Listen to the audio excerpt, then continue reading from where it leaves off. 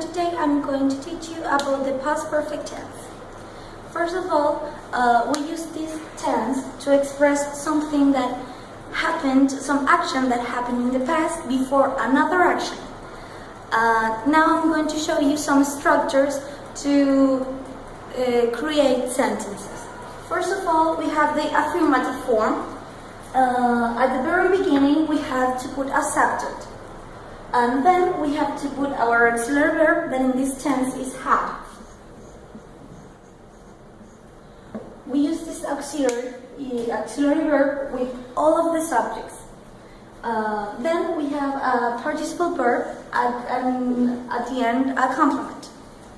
Then in the negative form, again, we have to put a subject in the first position. Then our auxiliary verb, that is had, plus not. Then a participle verb and a complement.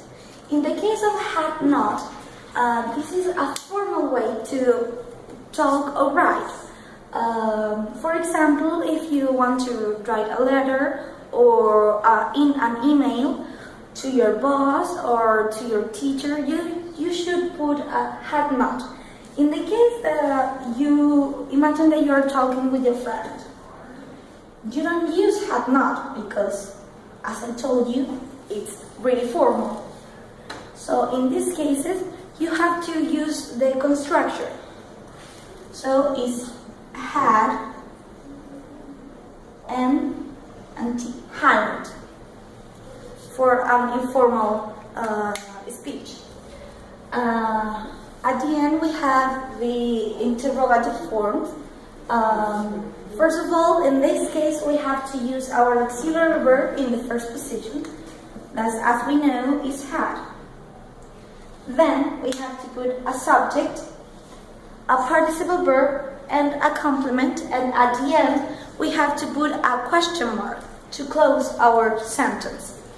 Complements are not really necessary. I mean, this is optional. You can put a complement or you can just omit it. So this is all for now. See you. We're going to see some exercises about the past perfect tense. First of all, we have he, that is our subject, not. Be is our verb to couple town. So, as we know about our past perfect tense, is that our auxiliary verb is had. So, he had.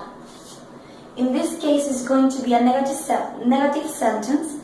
So, had, hadn't, or had not in a very formal way. Be, in this case, be is a irregular verb, so the participle form of this verb is been.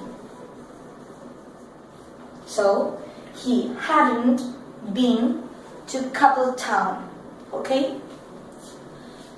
Now, the children collected the chestnuts that, in this case, fall is our verb, from the tree, okay? So, again, we have to put our auxiliary verb, that is had. In this case, fall is an irregular verb too. And in this case, the participle verb, form of fall is fallen. So, the children collected the chestnuts that had fallen from the tree. The tree. Yeah. And then in the next case, we have she. Do is our verb. Her homework. So again, our auxiliary verb after the subject, that is had. In the case of do, it's an irregular verb too, so we have to put the participle form of this verb. In this case, it's done. Okay? So she has done her homework. In the last example, we have my sister, the verb build, a sandcastle. Okay?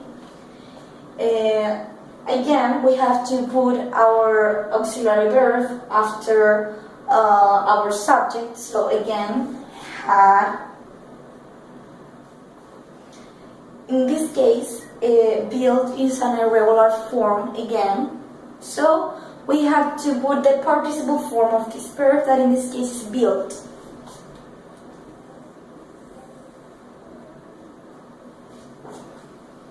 Okay, so